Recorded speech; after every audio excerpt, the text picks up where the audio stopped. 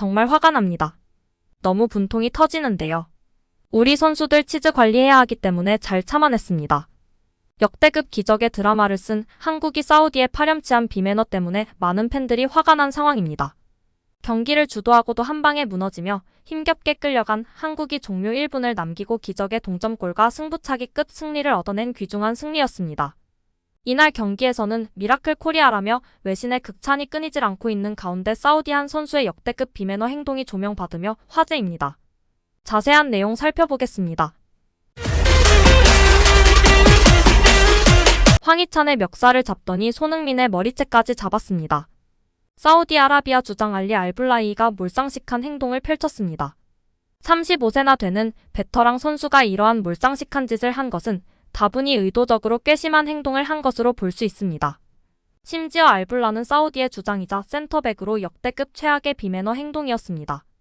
알블라이는 연장 전반 황희찬에게 프리킥을 내주자 화를 참지 못하고 황희찬 멱살을 잡았습니다. 그러더니 목을 조르며 그대로 밀쳐버렸습니다. 결국 황희찬은 뒤로 넘어졌고 경기장 위에 쓰러져 고통을 호소했습니다. 그럼에도 주심은 옐로카드조차 꺼내들지 않았습니다. 얼마나 아시안컵 주심의 수준이 낮은지 다시 한번 확인이 되었고 중동팀의 관대한지가 확인이 되었습니다. 심지어 알블라이의 몰상식한 행동은 여기서 끝이 아니었는데요. 그는 부심에게 무언가 항의하는 손흥민을 갑자기 밀쳤습니다. 심지어 그는 황당하다는 웃는 손흥민의 머리카락을 왼손으로 붙잡고 들어올리기까지 했습니다. 놀랍게도 알블라이는 다시 한번 경고를 피하는 기적을 연출했습니다. 눈으로 보고도 중계화면에서도 계속 비춰주는 우라통 터지는 상황 속에서 주심은 사우디에 관대했습니다. 반전은 한국 주장 손흥민은 알블라이와 달랐습니다. 그는 봉변을 당하고도 감정을 잘 다스리면서 이를 그르치지 않았습니다. 손흥민은 이미 바레인전에서 경고를 한 장 받았습니다. 만약 이날 알블라이와 신경전을 펼치다 옐로카드를 받았다면 경고 누적으로 8강전 출전이 불가능했습니다. 그 역시 이를 잘 알고 있는 만큼 흥분하지 않고 단호하게 지적만 한 채 넘어갔습니다. 손흥민은 경기가 끝난 뒤에도 주장의 품격이란 무엇인지 제대로 보여주며 찬사가 끊이질 않고 있습니다. 그는 승부차기에서 승리한 뒤 알블라이를 비롯한 사우디 선수들을 안아주며 위로를 건넸습니다. 실력에서도 매너에서도 알블라이에게 압승을 거둔 손흥민입니다. 손흥민은 연장전에 들어서기 전 선수들을 한데 모아 연설을 했습니다. 연장 후반에 들어갈 때도 박수를 치며 끝까지 집중하자고 다독였습니다. 경기가 끝난 후엔 사우디아라비아 승부차기 2번을 막아낸 조현우를 부둥켜 안고 아이처럼 기뻐했습니다. 경기장을 돌며 팬들에게 박수를 보냈고 한국 팬들 앞에서 선수들과 해맑게 기념 촬영을 했습니다. 그러나 라커룸으로 돌아가는 길에 잠시 멈칫하더니 얼굴을 두 손으로 감싸지며 눈물을 흘렸습니다. 경기를 이겼다는 기쁨, 이겨서 끝났다는 안도감, 짓눌린 주장의 부담감 등이 교차된 듯 보였습니다. 잠시 눈물을 흘린 손흥민은 곧 다시 미소를 찾고 동료들과 밝은 미소로 라커룸에 들어갔습니다. 이날은 공동취 제구역에서 손흥민을 만날 순 없었습니다. 랜덤 도핑 테스트에 걸려 공동취 제구역까지 나오는데 꽤 오랜 시간이 소요됐기 때문입니다. 게다가 협회 관계자에 따르면 120분 동안 혼신을 힘을 쥐어짜냈고 몸에 탈수가 심한 거로 알려졌습니다. 우리의 캡틴 누구보다도 고생 많이 했는데요. 잘 회복하고 다시 한번 부탁드리겠습니다. 독일인 아저씨는 신뢰할 수 없는 상태입니다. 한국의 드라마틱한 승리에 외신들의 평가와 극찬이 쏟아지고 있습니다. 경기 전부터 워낙 관심이 컸던 우승 후보들 간 대결인데다 워낙 극적으로 승부가 갈리자 전 세계 외신들도 잇따라 보도했는데요.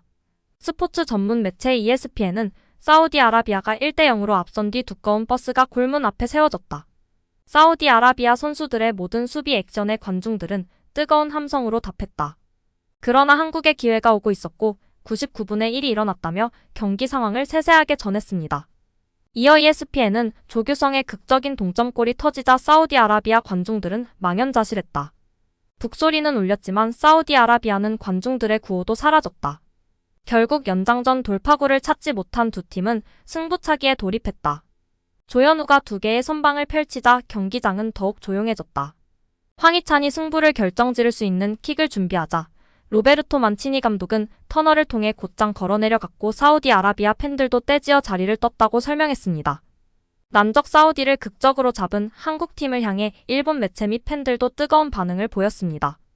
일본 축구 전문지 게키사카는 기적의 한국이 후반 54분에 동점골을 넣고 승부차기 끝에 사우디를 이겼다며 놀라워했다. 풋볼존은 한국이 지옥에서 부활했다고 표현했습니다. 사커 매거진 역시 한국이 죽을 때까지 싸워 후반 추가 시간에 동점골을 넣고 승부차기에서 승리했다. 한국은 경기 초반 사우디의 압박에 고전했지만 결국 승리하며 힘의 차이를 보여줬다며 클린스만호의 투혼과 경기력을 치켜세웠습니다. 사커 다이제스트는 경기 후 한국 국가대표팀 공식 SNS에 게시된 한국 팬들의 반응에 주목했습니다. 매체는 한국 팬들은 드라마 같은 승리를 기뻐하며 상대 선수를 안아주는 주장 손흥민의 품격을 칭찬했다면서도 대회 직후 감독을 경질해야 한다는 등의 클린스만 감독을 향한 부정적인 시선은 여전했다고 전했습니다. 일본 축구 커뮤니티에서의 팬들은 사우디아라비아는 선제골을 지키려고 한 것이 너무 타이밍이 빨랐어. 시간을 너무 많이 끌어서 추가 시간이 길어지고 동점까지 따라잡혀서 매우 힘든 경기였어. 한국이 사우디 침대 축구 참교육했다. 경기 종료 1분 전 한국의 거센 공격은 사우디 골키퍼가 잘 견뎌냈지만 마지막까지 뜨거웠다. 한국은 역시 대단하네. 막판에 따라잡는 힘과 집념이 있으니 정말 대단하다. 난 이런 정신력이 정말 감탄스럽다. 사우디는 완전히 자업자득이고 지금까지는 중동의 침대 축구 전법으로 추가 시간이 5분이 있지만 제대로 10분이 걸려 실점했다. 전반전은 좋았고 후반전도 침대 축구하는 거 외에는 완전히 사우디의 승리의 흐름이었는데 추가 시간에 수비로 들어가 실점 연장 정도 공격하지 않고 승부차기로 끌고 가서 패배했고 막판은 완전히 엎친 데 덮친 격이었다. 조규성의 헤딩골은 좋았지만 그 후에 결정적인 기회에 골문을 노리지 않았다. PK에서 이겼기 때문에 다행이지만 우리 일본이었다면 범죄자 취급을 받았을 것이다. 확실히 사우디는 너무 뒹굴고 있다. 한국은 90분 풀타임의 연장전까지 휴식 시간이 많은 호주전에 상당히 힘든 싸움이 될 것이다. 한국의 우승 확정을 축하한다.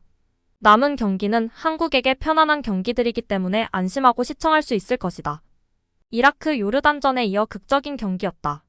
그리고 과연 월드컵 출전국끼리 지금까지의 16강 경기보다 한층 레벨이 오른 경기였다. 연장전 후반전은 사우디 쪽이 완전히 지쳐서 PK 노리면서 시간을 끌었기 때문에 한국이 더 탄력을 받을 것으로 생각했다. 또한 경기가 거칠어진 것처럼 보일 때 양팀을 침착하게 하는 역할을 잘해줬다. 한국이 더 강했는데 사우디아라비아가 이길 수 있는 경기에 졌다. 너무 지키기에 들어갔다. 공격은 안 하지만 볼 점유를 지키고 있는 상태에서 상대팀 진영에서 시간을 끌고 이기는 패턴은 자주 볼 수 있지만 볼을 걷어내고 라인을 많이 낮춰서 이길 수 있는 경기는 많지 않은 것 같다. 최선을 다했으면 좋겠는데 더 따라잡히고 말았다. 개인적으로 한국보다 호주가 더 좋아서 최선을 다했으면 좋겠는데 경기를 보면 한국이 한 수위라는 느낌이 든다. 한국의 골키퍼가 정말 대단하다. 그 중앙에서 광속에서 잘 막아냈다. 한국을 8강에 견인했다. 부러워.